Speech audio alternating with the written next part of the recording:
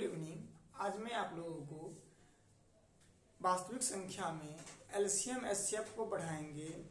आइए आज हम पहले ये जान लेते हैं अभाज्य संख्या क्या होता है। अभाज्य संख्या क्या होता है? तो अभाज्य संख्या वह संख्या जो एक और स्वयं के अलावा कोई और संख्या से विभाजित न हो, वह सारी अभाज्य संख्याएं कहलाएंगी। तो वह संख्या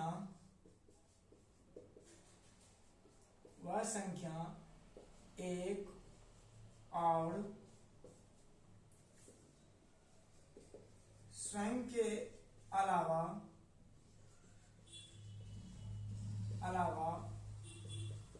किसी और संख्या से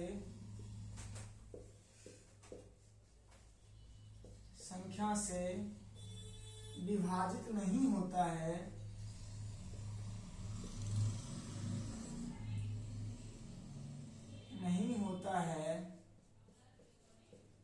तो वह संख्या अभाज्य संख्या कहलाते हैं। अब देखते हैं एग्जाम्पल में 2 है, 3 है, 5 है, 7 है, 11 है, 13 है, 17 सोन है। 2 जो है वो एक और स्वयं 2 के अलावा कोई और संख्या से भाग नहीं लगता है। 3 भी एक और स्वयं के अलावा कोई और संख्या से भाग नहीं लगता है। 5 जो है वो एक और स्वयं के अलावा किसी और संख्या से विभाजित नहीं होता है। इन्हीं प्रकार से 1 से 50 तक कुल जो अभाज्य संख्याओं की संख्या है वो 15 है। 15 अभाज्य संख्याएं हैं और 50 से 100 तक की कुल अभाज्य संख्या जो है वो 10 है। टोटल जो है 1 से 100 तक की अभाज्य संख्या बराबर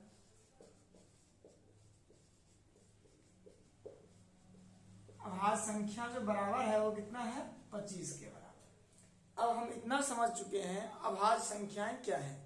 इसी का एक रूप होता है भाज्य संख्या। इनको भी जान लेते हैं।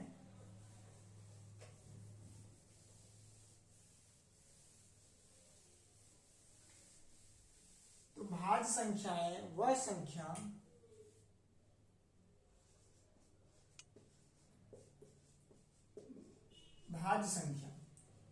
अब वह संख्या जो एक और स्वयं के अलावा कम से कम कोई एक और संख्या उसको विभाजित कर देता है, तो वो भाज्य संख्या कहलाते हैं।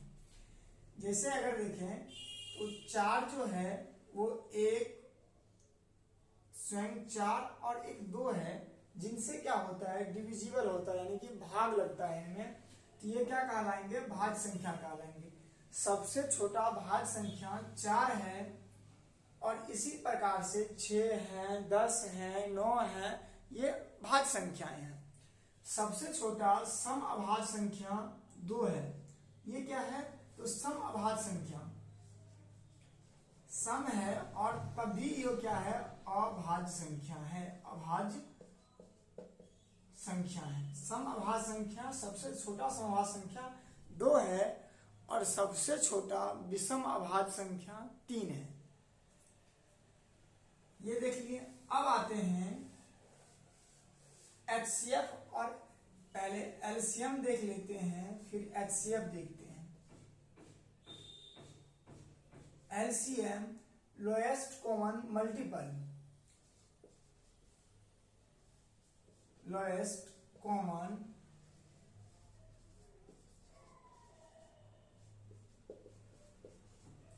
मल्टीपल। लोएस्ट कॉमन मल्टीपल, इसका अर्थ होता है लघुत्तम समापवर्ती। लघुत्तम समापवर्ती।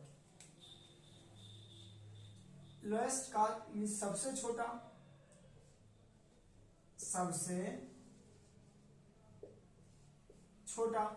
अब कॉमन मल्टीपल। मल्टीपल का अर्थ होता है गुणज। कॉमन सबसे छोटा गुणज। अब सबसे जो छोटा गुणज होगा किसी संख्या का, तो पहले एग्जाम्पल में देखते हैं। जैसे अगर एग्जांपल ले लें 6 है और 8 है। अब कहने का अर्थ वह सबसे छोटी से छोटी संख्या जो दी गई संख्याओं से पूर्णतया विभाजित हो जाए वह संख्या एलसीएम कहलाएंगी। जैसे अगर देखें 6 का अगर लोएस्ट, पहले 6 का देखें अगर मल्टीपल तो 6 होगा, 12 होगा, 18 होगा, 24 होगा। 8 का अगर मल्टीपल देखिए तो 8, 16, 24। अब एक चीज देखिए, तो सबसे छोटा और कॉमन गुणज, तो दोनों के टेबल में अगर बात करें, सबसे छोटा संख्या की बात करें जो दोनों में कॉमन हो वह क्या है, एक 24 है। तो 24 क्या कहलाएंगे, एलसीएम कहलाएंगे। किन का, तो 8 और 6 का 24 एलसीएम कहलाएगा। अब इसी को हमने इस टेबल के रूप में समझाया। अभी अभाज्य गुणनखंड विधि से ये एलसीएम कैसे ज्ञात करेंगे यह जान लेते हैं। अभाज्य गुणनखंड विधि से देखिए, पहले 6 है, 6 का अगर अभाज्य करें तो 2 और 3 के रूप में होगा, यानी कि इनको अगर हम फैक्टर करें तो 2 गुने 3 बराबर 6 होंगे।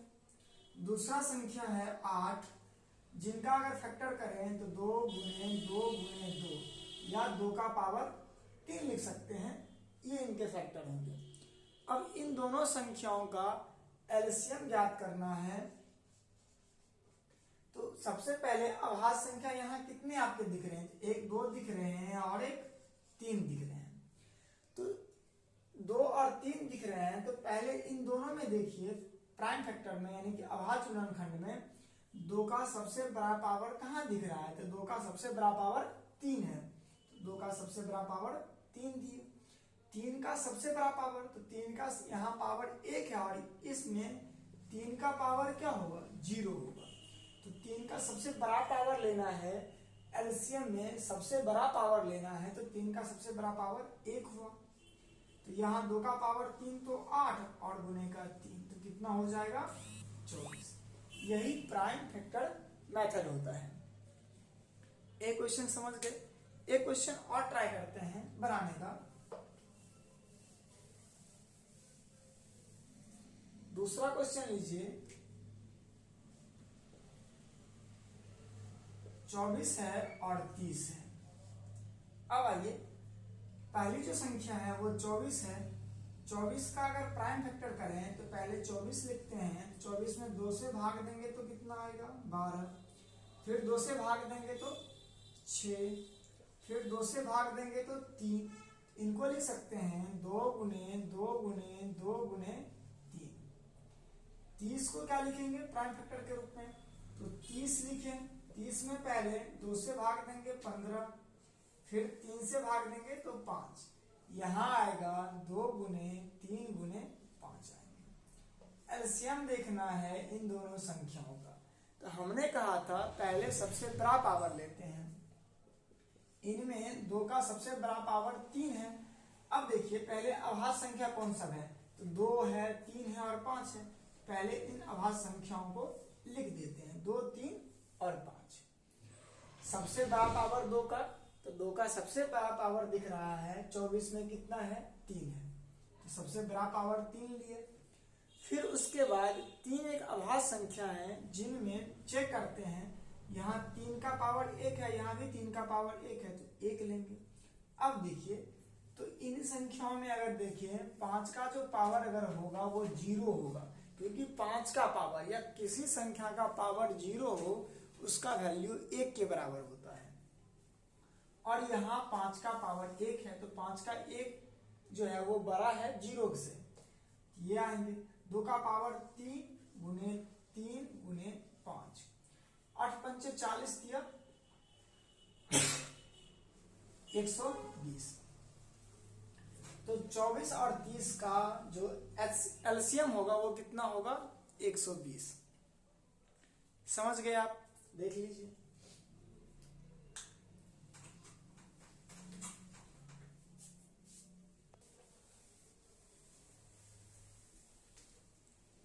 अब आते हैं ये अभाज्य गुणनखंड विधि से HCF कैसे ज्ञात करेंगे इसके बारे में बात करते हैं। तो पहले ये जान लेते हैं HCF क्या होता है। ये होता है HIG हाईएस्ट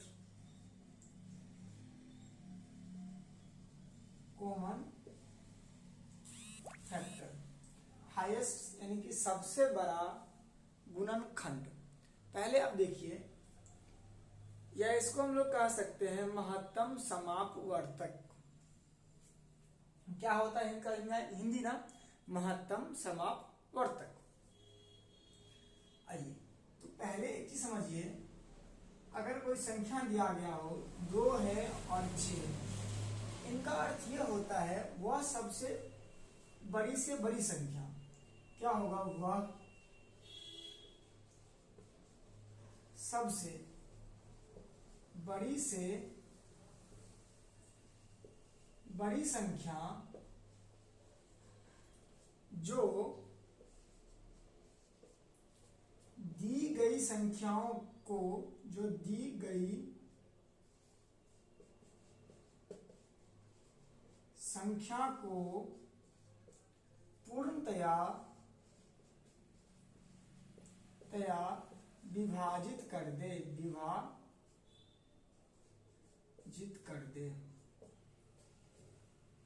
अब पहले ये समझिए, जैसे अगर एग्जांपल में देखिए 2 है और 6 है। अब सबसे बड़ा इनका अगर फैक्टर करेंगे तो ये 1 से लगेगा और 2 से लगेंगे, और किसी से नहीं लगेगा क्योंकि ये अभाज्य संख्या के रूप में लगेंगे। 6 का अगर देखेंगे तो ये 1, 2, 3 और 6। अब ये पहले देखिए इन दोनों में कौन संख्या आपको कॉमन दिख रहा है। तो इन दोनों में दिख रहा है पहला जो संख्या है वो 1 है, जो इन दोनों के फैक्टर के रूप में आ रहा है, गुणनखंड के रूप में आ रहा है। इससे कोई और बड़ा है क्या? तो हाँ, 2 जो है ये इनमें भी दिख रहा है और इनमें भी दिख रहा है।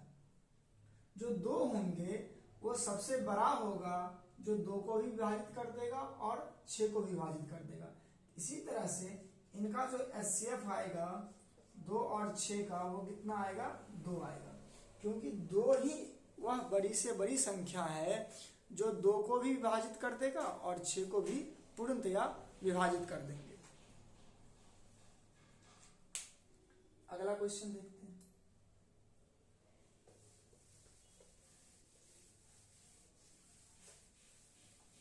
अभाज्य गुणनखंड विधि से अगला क्वेश्चन देखते हैं।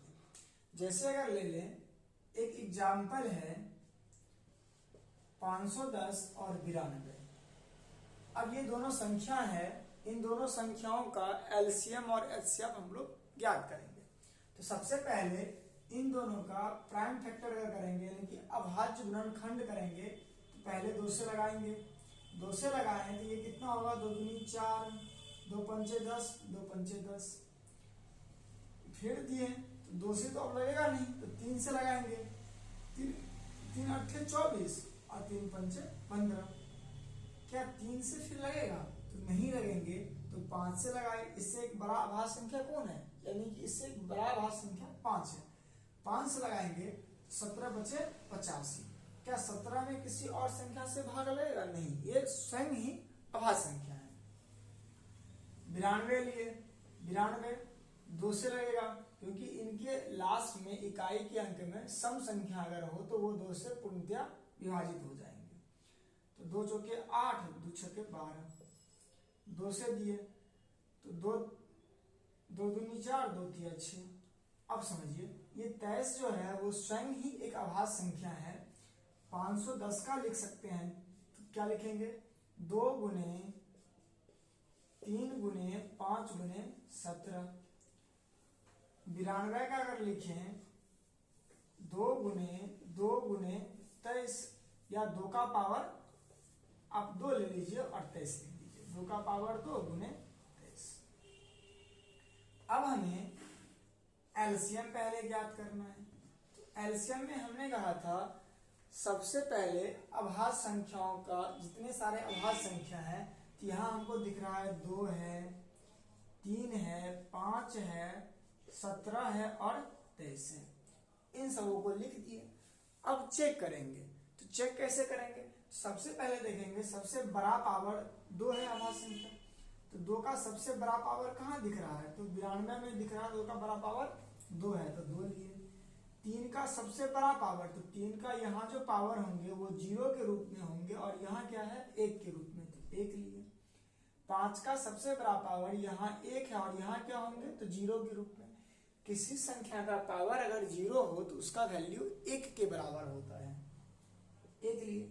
17 का पावर 1 है और यहाँ भी 1 है तो 17 लिए और 23 लिए।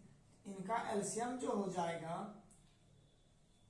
4 गुने 4 तिया 12 पंचे 60, 60 गुने 17 गुने 23, इनका आंसर ये हो जाएगा। अब इन्हीं का अगर हम HCF ज्ञात करें तो HCF में हमने कहा था सबसे पहले जितने सारे अभाज्य संख्याएं हैं उनका सबसे छोटा पावर लेंगे, तो 2 का सबसे छोटा पावर इन दोनों में चेक करेंगे तो 2 का ये पावर 2 है और यहाँ कितना है तो 1 है, तो 2 का सबसे छोटा पावर 1 लिए।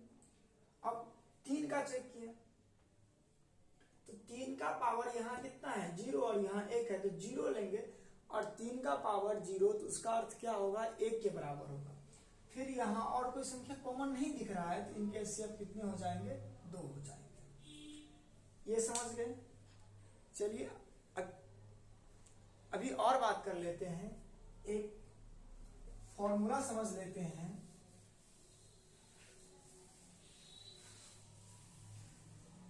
जैसे कि n1 यानी कि पहली संख्या गुने दूसरी संख्या n2 बराबर LCM गुने HCF होता है। अब अगर दो संख्याओं का प्रोडक्ट या गुणनफल उनके लॉसों और मोसों के गुणनफल के बराबर होगा। एग्जाम्पल में एक क्वेश्चन लेते हैं, 8 है 14 है, 8 14 है। चेक करने के लिए इनका पहले प्राइम फैक्टर करेंगे 8 का तो 2 का पावर 3, 14 का अगर प्राइम फैक्टर करेंगे 2 गुने 7 होंगे। इनके एलसीएम जो लेंगे तो हमने कहा था सबसे पहले अभाज्य संख्या का सबसे बड़ा पावर, तो 2 का सबसे बड़ा पावर 3 दिख रहा है, 7 का पावर यहाँ 1 है और यहाँ 7 का पावर क्या होंगे 0 के रूप में जिसका वैल्यू 1 के बराबर, तो 7 का पावर 1 लिए और 7 56, इनका एलसीएम कितना आया 56। अब HCF अगर ज्ञात करेंगे तो सबसे छोटा पावर लेंगे और यहाँ 2 और 7 दोनों में दिख रहे हैं तो 2 का सबसे छोटा पावर कितना दिख रहा है तो 1 लिए और 7 का सबसे छोटा पावर 0 है जो वैल्यू 2 के बराबर देगा। अब अगर चेक करें तो पहली संख्या गुने दूसरी संख्या एलएचएस से अगर चेक करेंगे तो 8 गुने 14 बराबर हो जाएगा 2 गुने 56, 14 8 बलौतर से 112 हो जाएगा और बराबर हो जाएंगे 56 दूनी 112, एलएचएस बराबर आरएचएस। तो यहाँ ये प्रूव हो चुका है जो एलएचएस बराबर क्या होंगे आरएचएस होंगे। यह इसलिए दिया जाता है अगर आपको पहली संख्या दिया गया हो और दूसरी संख्या दिया गया हो और HCF दिया गया हो तो एलसीएम आप उससे ज्ञात कर सकते हैं। अगर पहली संख्या दिया गया हो और दूसरी संख्या ज्ञात करना हो और एलसीएम HCF दिया गया हो तभी आप ज्ञात कर सकते हैं, इन फॉर्मूला के जरिए ज्ञात कर सकते हैं। ये दो संख्याओं के लिए अप्लीकेबल होता है, दो संख्याओं का एलसीएम HCF ज्ञात करने के लिए यूज में किया जाता है। आज का इतना ही वीडियो रहेगा, अगले दिन फिर हम लोग अपरिमेय संख्या के बारे में पढ़ेंगे।